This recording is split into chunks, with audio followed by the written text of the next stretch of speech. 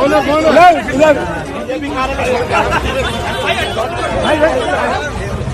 धीरे धीरे।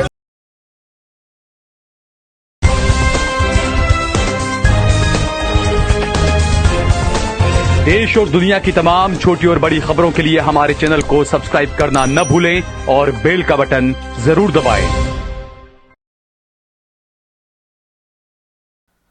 नमस्कार दोस्तों, स्वागत है आपका देश लाइव में और आपके साथ मैं हूं आशिमा त्यागी। दोस्तों, भोपाल की राजनीति में अक्सर तीखे बयान, विरोध प्रदर्शन और वैचारिक टकराव की जो खबरें हैं वो सुर्खियों में रहती हैं। लेकिन इसी शहर से एक ऐसी तस्वीर भी सामने आई है जिसने सियासत की कठोर छवि के बीच इंसानियत की एक नरम रेखा खींच दी है। कल्पना कीजिए, एक बीजेपी कार्यकर्ता प्रदर्शन में शामिल होने निकला, लेकिन रास्ता भटक गया और सीधे कांग्रेस कार्यालय पहुंच गया। आमतौर पर अगर हम देखें तो ऐसी स्थिति में क्या होता है? नारेबाजी, तंज या कम से कम असहजता। लेकिन यहां कहानी ने अप्रत्याशित मोड़ लिया।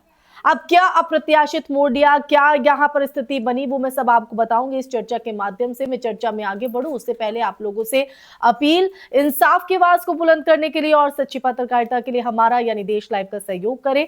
साथ ही डिस्क्रिप्शन में दिए गए लिंक को ओपन कर ज्वाइन बटन दबाकर आप हमसे यानी देश लाइव से सीधा जुड़ सकते हैं। दोस्तों चर्चा को आगे बढ़ाते हैं और बताते हैं कि आखिर ये पूरा माजरा है क्या, क्या कहानी का पूरा सार है और फिर क्या ये कहानी मोड़ लेती है। दरअसल ये पूरी जो वाकया है वो मध्य प्रदेश का है। मध्य प्रदेश की राजधानी भोपाल में ये घटना तब घटी जब एक बीजेपी कार्यकर्ता अपने निर्धारित विरोध स्थल तक पहुंचने की कोशिश कर रहा था। दिशा भ्रम के कारण वो सीधे कांग्रेस के दफ्तर में जा पहुंचा और उस समय वहां मौजूद थे कांग्रेस विधायक आरिफ मसूद, जो अक्सर अपने बेबाक बयानों और स्थानीय सक्रियता के लिए जो है वो जाने जाते हैं। तो देखिए, हालातों को समझते हुए उन्होंने ना तो राजनीतिक कटाक्ष किया, ना ही इसे प्रचार का साधन बनाया, बल्कि उन्होंने उस कार्यकर्ता को अपने स्कूटर पर बिठाया और उसे उसके प्रदर्शन स्थल तक छोड़ आए।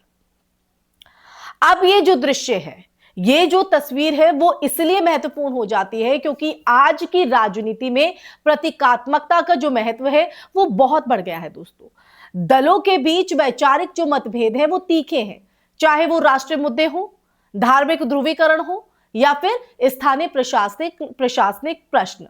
ऐसे माहौल में जब कोई प्रतिनिधि विपक्षी दल के कार्यकर्ता के साथ सहजता से व्यवहार करता है तो वो केवल एक व्यक्ति की मदद नहीं करता है, बल्कि लोकतांत्रिक संस्कृति के एक मूल्य को भी जीवित रखता है।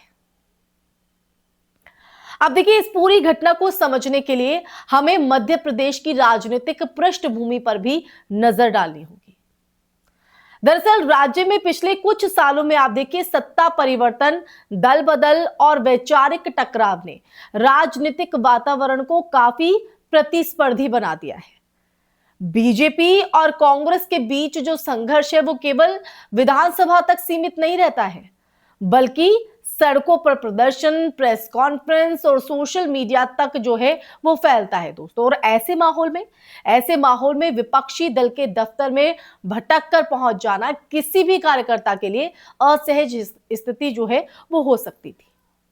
लेकिन यहां जो हुआ वो राजनीति के शिष्टाचार का उदाहरण बन गया। दोस्तों, आरिफ मसूद ने कहीं ना कहीं जिस सहजता से स्थिति को संभाला वो बताता है, दर्शाता है कि जमीनी स्तर पर कई नेता हैं ऐसे, अब भी व्यक्तिगत संबंधों और मानवीय मूल्यों को महत्व देते हैं। लोकतंत्र में प्रतिस्पर्धा जो है वो अनिवार्य है, लेकिन प्रतिद्वंदिता का जो अर्थ है वो शत्रुता नहीं होना चाहिए और ये घटना इसी सिद्धांत को व्यवहारिक रूप में दिखाती है। विश्लेषणात्मक दृष्टि से अगर हम देखें तो ये जो घटना है वो राजनीतिक संवाद के स्वरूप पर भी कहीं ना कहीं सवाल खड़े करती है। दोस्तों, जब राष्ट्रीय स्तर पर बयानबाजी तीखी होती है तो आम नागरिक ये मानने लगता है कि अलग विचारधारा वाले जो लोग हैं वो एक दूसरे के प्रति कट्टर शत्रु हैं, लेकिन जमीनी हकीकत अक्सर अलग होती है। स्थानीय स्तर पर जो नेता हैं और कार्यकर्ता हैं वो कई सामाजिक मंचों पर जो है साथ दिखते हैं दोस्तों, चाहे वो आपदा राहत हो, सांस्कृतिक कार्यक्रम हो या व्यक्तिगत संबंध। इस घटना ने उसी मानवीय परत को उजागर किया। साथ ही ये जो प्रसंग है वो ये भी दर्शाता है कि राजनीतिक पहचान के पीछे जो है व्यक्ति की जो पहचान है वो कहीं ज्यादा व्यापक होती है। एक बीजेपी कार्यकर्ता पहले एक नागरिक है जो रास्ता भटक सकता है, और एक कांग्रेस विधायक पहले एक इंसान है जो मदद कर सकता है। जब इन दोनों पहचानों के बीच जो बैलेंस बनता है, जो संतुलन बनता है, तभी लोकतंत्र स्वतंत्र रहता है।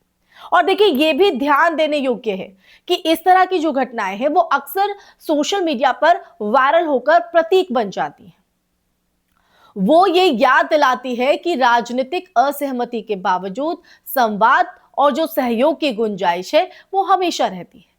अगर ये व्यवहार शीर्ष नेतृत्व से लेकर जमीनी कार्यकर्ता तक व्यापक हो तो राजनीतिक ध्रुवीकरण की जो तीव्रता है वो कम हो सकती है, बिल्कुल कम हो सकती है। इसमें कोई दौराहे नहीं है, इसको नकारा नहीं जा सकता है। तो ऐसे में दोस्तों जब जब इस तरह की तस्वीर आती है वो कहीं ना कहीं समाज के इम्बैलेंस या समाज के बिगड़ते संतुलन को कहीं ना कहीं दर्शाती है। और ये सवाल भी खड़ा करती है कि जब हम एक ऐसे माहौल में हम रहते हैं तो सीधे तौर पर सवाल भी खड़ा हो जाता है। तो अंततः भोपाल को इस छोटी सी घटना ने एक बड़ा संदेश दिया है, एक बड़ा संदेश कि सियासत में मतभेद स्वाभाविक है, बहस भी आवश्यक है और विरोध लोकतंत्र की आत्मा है।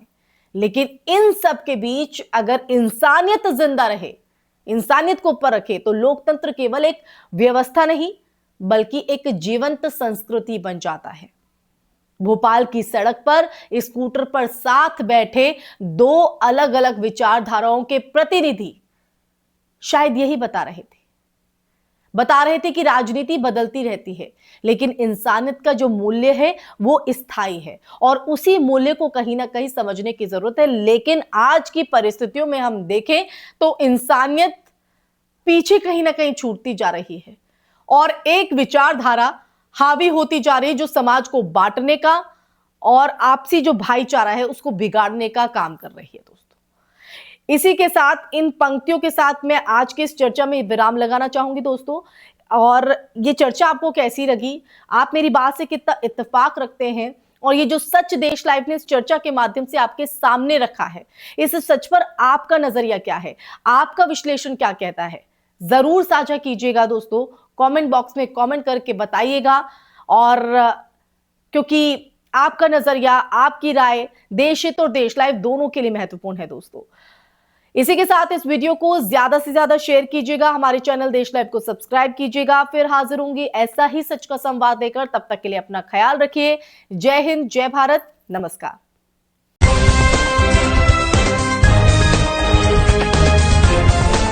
देश और दुनिया की तमाम छोटी और बड़ी खबरों के लिए हमारे चैनल को सब्सक्राइब करना न भूलें और बेल का बटन जरूर दबाएं।